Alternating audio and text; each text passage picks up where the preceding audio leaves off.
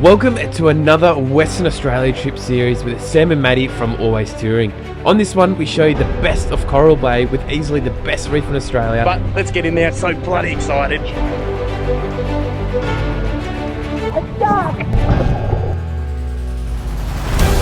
And then showcase you and make our way down to the infamous coastline of Carnarvon, exploring Quobba Blow holes all the way up to Red Bluff and Gnarloo Station. Chris Hensmith actually stayed here. It's like a little hidey hole. Wonder what we could get up to in here. And then finishing up at Wooramel Station. You don't want to miss out on this episode. Don't forget guys, if you are enjoying the content, flick us a subscribe. We are creating videos every 2 weeks for you guys to watch.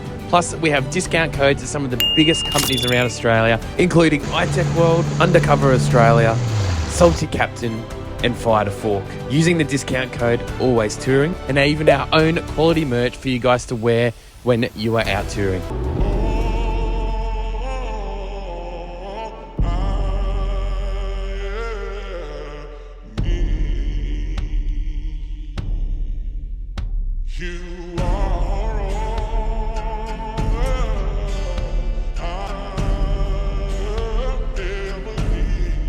Now, let's quickly talk about Coral Bay and all the little things that are within this location, because it's been such a unique little location along here. It's something I have not experienced anywhere else in Australia. But basically, it's a little town that's separated by one street from one end to the other.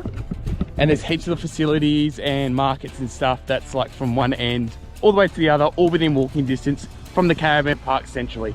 So the caravan park itself has a dump point, washing machine, hot showers, rubbish. So it's got all your basic amenities like your washing machine, and it's a great little walk as well. You can walk just across the road to go to Bill's, which is a nice pub that's definitely on the list. Which is why we're a little bit bombed up now, because we're actually heading there for I'm having a palmy. Don't know what I'll have. There's also an IGA, a Bottle-O. Some of the hot spots you have to check out is Shark Sanctuary, where there's heaps of sharks. If it is at low tide, head to the other way, so you can still see the sharks as well. A reef you must check out if you're into spearfishing, snorkeling, is Five Fingers Reef. Yeah, absolutely. That's like one of the most well-known things around here. And then from the caravan park itself, obviously you can walk to everything, but it's also a 300-metre walk to the beach itself, which is absolutely or if perfect. You're feeling even more lazy, they've got these little quad bikes that you can hire out to drive around the town. And there's also a glass bottom boat tour, a manta ray tour, and a whale shark tour. Yeah, which you can all do from here, which is really something I haven't experienced. Like, it's just one street with it all. It's like its own little community. It's like, it's pretty unreal, hey? Cute little town. Well, cute little coastal town. So definitely worth checking Now, out. the next morning, we have a little rest and treat ourselves to the local luxuries we haven't been getting whilst been touring. So, mates, you've got to make sure you go over those because it helps with tired. Radio, sorry to interrupt, but if you saw in our last video At the thon shack, and how many bloody blowouts have you had on your thons? None, because I've got the slappers, baby. we've had these slappers for about 3 years. The great thing about these ones is you cannot do pluggers in them. They're super light and durable, so we're going to be doing a giveaway. All you have to do is drop in the word plugger below to win yourself your own colour and own size. And we'll announce the winner in Instagram in a couple weeks' time. Before making our way to the most underrated spot on the entire Gnarloo coast, we check out the shark bay we were telling you about earlier. However, apparently it was the wrong type of year, just like the turtles we were talking about in our last episode. But let's crack into the adventure. Tell me that I'm the one. Say that you love me too. Kisses don't come for free. So what you So for this one, they recommend that you let your tyre pressures down to about 20 psi. So if you want me, tell me that I'm the one. Say that you love me too. Kisses don't come for free. So what you waiting for? Back to mine, only 5. Then we can go all night. Then we can go all night. Then we can go all night. Then we can go all night.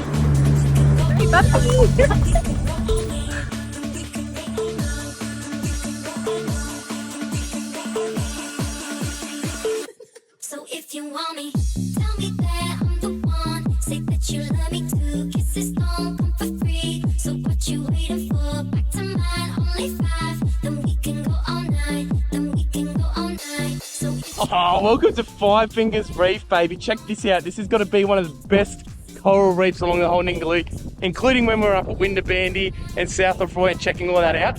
What are your thoughts, mates? It's epic. The coral is just right next to the beach. Yeah. So you can go right up to it. Apparently there's heaps of turtles, heaps of coral, heaps of fish. And even better, there's no sanctuary zone. So we're going to be taking the spear gun out. Matey's going to be next to me, just having a snorkel, carrying the net. And my bloody knife broke, or the strap that goes around. I've only had it for 2 weeks, so she's going to be holding that one as well. But let's get in there. So bloody excited.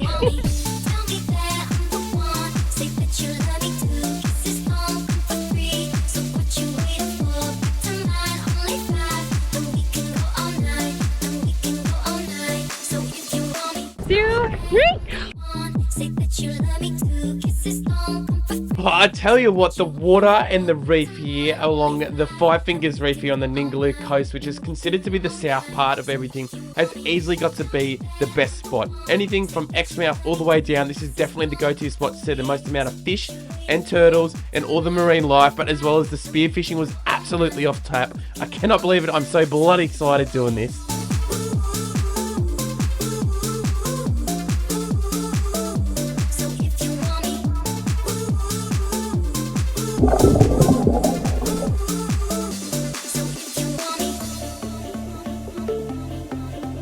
Oh man, that sucked. That was such a good shot as well. Oh, I would have been like, what, 30 mil from actually killing it straight off the bat. There's such a big stream of fish here. This is wild. They should have watched out for sharks because they would have heard that for sure. As you guys might note in this footage, there are more fish than you can poke a stick at. It's absolutely epic. However, there are so many fish rules on this Gnarloo Reef that you just can't catch. But just as importantly, I don't want to be just shooting anything that swims we don't intend on eating.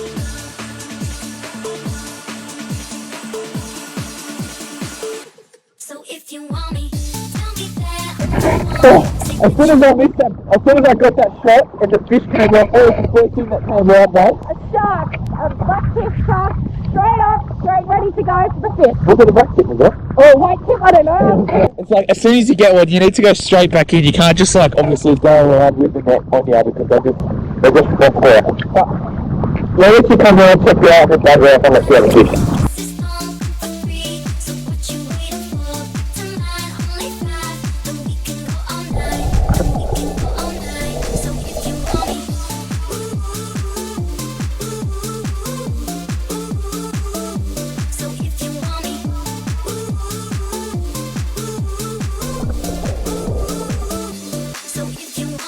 Let's go, baby, look at that brim! Five Fingers producing the goods, eh? First one for the day. Not a bad one out there for about half an hour. It took us, but we finally got it. So bloody excited. How good's that? After that catch, we went out for one last dip, but wanted to get back and eat the fish because there are so many sharks coming around, and eat it as quickly as possible to experience that fresh catch and cook feeling right where we parked. Right, so I thought I'd do a bit of a catch and cook on this one. So Matt's just put it in the fridge before. I just cut its head off, gutted it. And now that we've come back from a bit of snorkeling and stuff, I'm going to give it a good scale, fillet it, and then we're going to eat it straight here. And we're going to be in there within an hour, and it's going to taste so bloody good.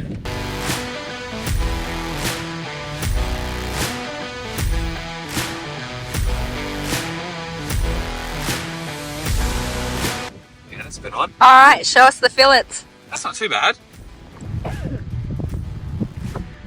Not a bad fillet size. Let's get that onto the cooker. For the lovely bread that's on your pot, I'm just going to do garlic, lemon, fry it up. Yum. You like garlic?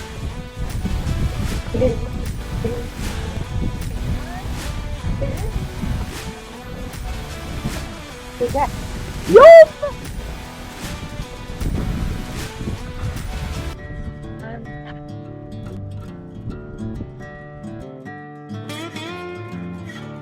Let's continue this road trip Australia series down to Wooramel, but getting out of Five Fingers Reef was so bloody rough on our gear. Nothing like the mix of corrugations, soft sand and load speed to make everything on the four-wheel drive rattle, but the view on the way out was unmatchable. Such a good weather as well.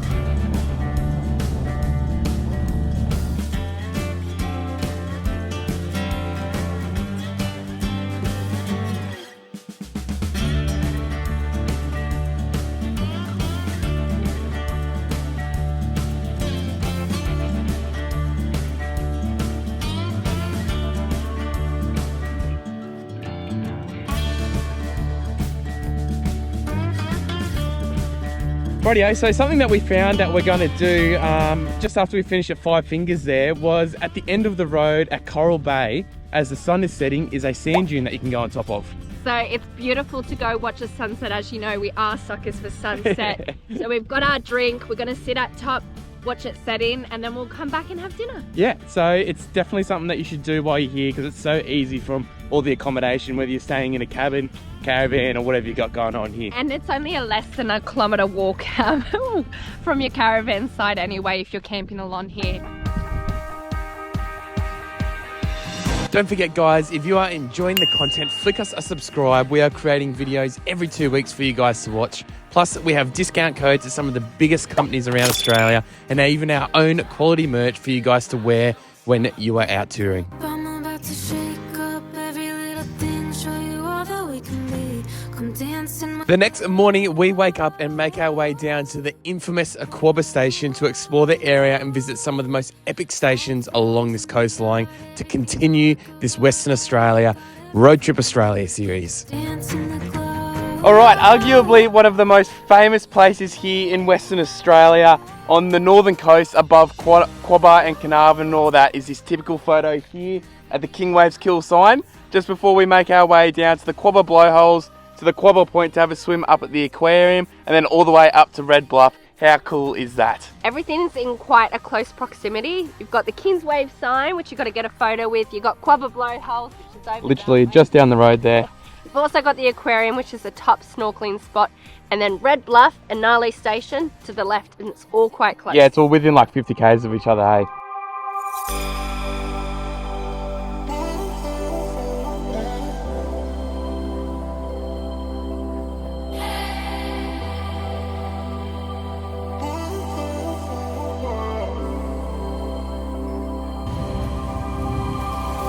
Oh, this was such an unexpected epic spot, hey? Like whales, 3 of them came up within like 20 metres of the blowholes just there.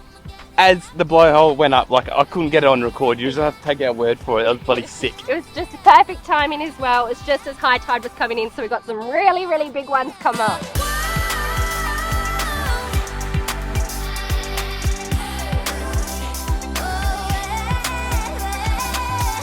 With a quick stop at the aquarium, which in our opinion isn't really worth it unless you are coming up from the south, we made our way to Quobba Station and all the surrounding stations in the area, which you cannot miss if you come here.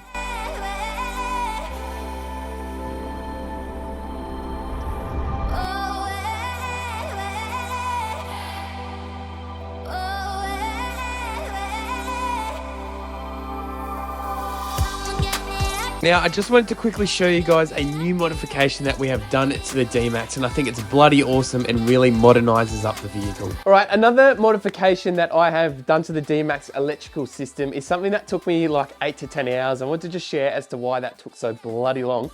Because over the years, the D-Max has been to multiple auto electricians, and when I was going through all of the electrical system, you can see different people's thought patterns in different pieces of work. So I actually had to pull everything out and reconnect it all up to this aux beam switchboard. And I also had to create a whole new front and put in the new iTechWell BMS system and drill and do all sorts of stuff there. But one of the really cool things about this, it's not just a switchboard that also can change colors, is you can actually connect it up to an app that is Bluetooth, and you can change, obviously you can change the colors of the switchboard itself with the touch of the button. You can brightness on and off, and then you can also, if you don't want the lights at all, you can turn it on and off. Literally just like that. But my favorite part is now I've got absolutely everything wireless, every 12-volt piece of equipment that you can do. So I'll show you a quick example. So my first favorite one, I'll just start off with this one, is my left, as you can see up here, whoop, just with the touch of a button. Oh, that absolutely blinded myself. And then I've got the indoor lights here. So I've got the anterior that can just do turn on and off, literally at the touch of a button wherever I am. Then I can turn the fridge on and off, the freezer, and then if there's any water in the tap down there, no, there's no water in the tap, but you can do it all wirelessly. And then obviously I've got my one around here on the right hand side, which can be done separately to the left hand side up there. Look, keep looking at that and it's absolutely bright. And then obviously you can, as I said before, you can do all of the switches just by hand if your app doesn't work. But that's all connected up to the back here. One of the really good things I thought about is it actually comes with an antenna, so you get more better range. A lot of other brands, I've been speaking to people, they can't even get signal in their rooftop tent or when they're out and about, which is basically useless. So I put the antenna up here, you can't see, but that's all connected to a big modem box. It's probably about that big in the bottom here, and it's all really pretty good quality. I'm pretty stoked with it. Like left, right, like all off the touch of the button. It actually makes this all feel really modern and really cool.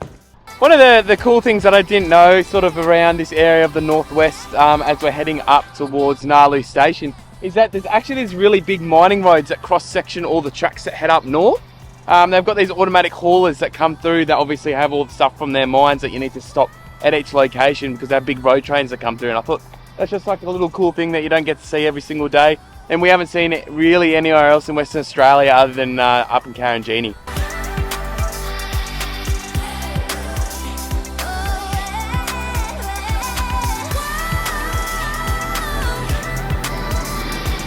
Alright, so this is as far as Maddie and I are going to go up north from the Quobba Blow holes, but there are 3 main stations that you can camp at. They're all around the same price at around that $25 per night, and there's lots of signs along the way that you can't do any free camping on the cliffs or on any of the sand dunes, wink wink. So the furthest one that's past the Gnarloo Station here is Wooramel Station, then you've got Gnarloo Station, and then you've got Red Bluff. They're the main 3 that you can choose from depending on how far up the coastline that you want to go. Maddie and I are going to stay at Red Bluff tonight, and that's going to be our location, so I'll quickly show you that when we get there.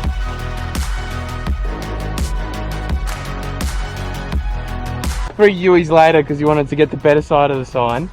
Oh, you didn't even use it. Well, that's your fault.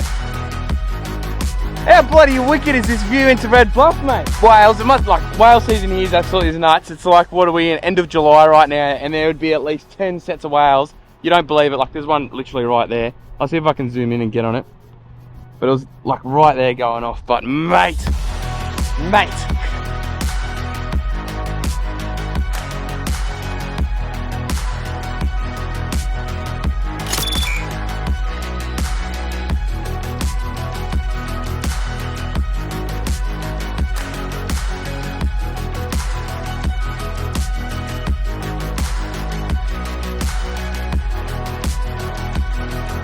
So we've just arrived at Red Bluff. You can camp anywhere except on the vegetation. Also, fun fact, Chris Henson has actually stayed here. And we're trying to guess which cabin he was trying to stay in while looking over the water Yeah. here. We definitely reckon So- one of the better ones. He was in a cabin, but there's also the unpowered sites as well. They've got bins, drop toilets. They've also got a little shop where you can get a mango smoothie or fish and chips if you want. We might get a mango smoothie in the morning. There's also some cliffs just right at the end of Red Bluff that you can check out. And you can also do some beach fishing as well if you want. But this is a prime spot. I can't expect any other better view. Yeah, and down the end there as well, there's also a cave that you can go check out right at the end of the beach, which is pretty cool, but it's pretty spectacular along here. You can either stay, as Maddie said, right on the cliffs or up on the hills in the grass or whatever you want. It's bloody beautiful. Do you want to explain as to what that is, Madison? It's my most favourite thing ever. It repels all the flies by swishing them away, and sometimes me.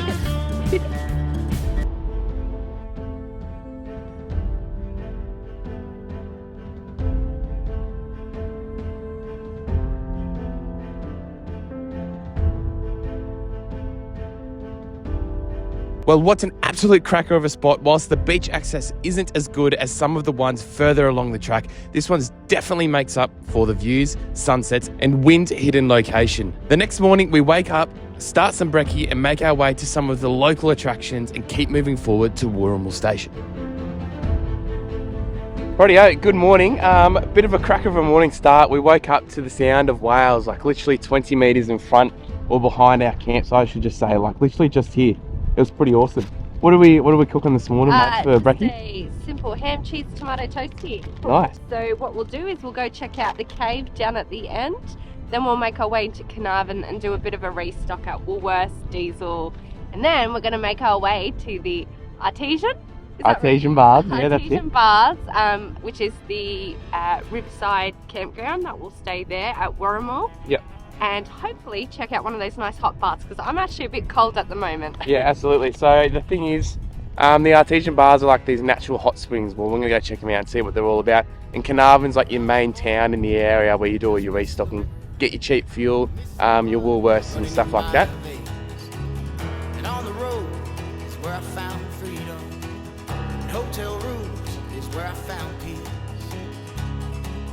spend my whole life running. Nice cave, Mads. Best view in town. It's like a little hidey hole. Wonder what we could get up to in here. So how to get here? Past the office, head all the way to the end where you can't go anymore. Walk down the beach. It's a quick, 30-meter walk, and reach a cave which aren't tidal, easy to walk in, and a stunning view. Mom and Dad said we're headed south, we're gonna move. Well, I hung on for a year or two after, but I forgot that house and trail ridge road. I spent my whole life running. Once we left Red Bluff, we made our way to Carnarvon for a big top up on everything, as this town is one of the biggest ones in the area with all the facilities that you need for food, mechanical repairs, great coffee, and we checked out a fruit farm on the way in. It's gonna take my heart and soul, my heart and soul. Got a bit of food there, Mads? Just a little. Righto, so Mads and I, we have just rocked up to Woolworths. We've finished our shop. We've done like our reset day here in Carnarvon. How good is this bloke's park, by the way? You want to tell us how much we spent on shopping on that reset, Mads? Well, Samuel's a boy that likes to eat, so that came to $3.70, that one. Yeah, that was a big shop, but that's about our standard shop every couple of weeks. How many days would that reckon you last? Probably about 16 days, but for that as well, it's topping up shampoo, conditioners, everything. Yeah, doing all the big things like that. And we were both in there doing that shop for about 2 hours, weren't we? Nah, not really. So what happens is when Maddie goes in and does the shop, because it takes a couple of hours, what I do is I sort of go over the car, check everything in the engine bay, check all the suspension and everything, and at the moment, these are still giving me the shits. Like, you can see how much that wobbles. If you haven't been following along, in Broome, up in the Dampier Peninsula, the welds have cracked between the side steps and the rails, and it just absolutely rattles. Like, if you can imagine going along corrugations, 3 or 4 hours a day, it just absolutely drives my head in. I know the shackles are squeaking a bit, so they're going to need some grease. We're only a couple away from, a couple of weeks away from Perth, so I'm going to be doing that there. I've also got it booked in for a major service. I've been doing the little ones like the oil filters, food filters, air filters, just to keep it going. But so far, everything is, touch wood, going well. Just before we head up into the Monkey Mire, Perron National Park, wherever you say it, and then all the way up to Steep Point in the next few episodes. So we're just getting everything ready so we can have some big crackers up there. In memories, or in the night, on a long drive through. Someday I'll put off the road somewhere near Easter morning, and I'll find that little church with my family. Rightio, welcome to Wooramel Station, or wherever you pronounce it. This is like a massive 365,000 hectare or something around that massive mark of a station that you've got up here. They basically have about 500 metres to 750 metres of camping that goes right along the riverbed. It's obviously seasonal, there's water in the wet season, and then as you can see at the moment, it is absolutely completely dry. Only bad thing is everybody sort of camps right next to each other. Naughty, naughty, naughty. This place is known for its artesian baths, which is just basically like hot spring fed sort of baths, whatever. Yeah. Then they've got a cafe here that's open in the mornings. They've got dinner from 5:30 to 6:30. There's toilets like every 100 metres or so, so it's actually pretty well set up. And then it's around $40 per night for unpowered sites all along as well, which is pretty good to go as well. And they still have all their local animals like the cows and the horses and goats and everything floating around as well that you can check along the way. Yeah, like it's pretty cool that all these stations have all these little, interactive things that you can do throughout the whole thing. But so bloody excited. The car is now completely full of food, water, fuel, and ready to keep adventuring on. Mate, this place would absolutely flood in the wet. Like, it's a huge riverbed. It's like the Murray back home. How are the flies treating you? If I hate one thing anywhere that brings down a campsite is the flies. I cannot stand them. Where's your net? Well, I'm going to the artesian baths. I can't bring my net. Well, how do you usually pronounce it? Artesian. I accidentally was saying artesian instead of artesian. It's gonna be a long way home. It's gonna take my heart and soul, my heart and soul. I only see you now. Oh, mate, what a vibe that was, hey? Like, those little baths are just like that perfect temperature. You go to some of them when you're traveling, they're like that awkward lukewarm, and you're in there and there's other people. They were good. They were like perfect temperature, like just as you're getting close to that hot sort of sensation. But the good thing about the baths as well is they've got magnesium in it as well, so it's quite soothing for muscles And it's got iron in it as well, so I recommend wear darker or older bathing suits.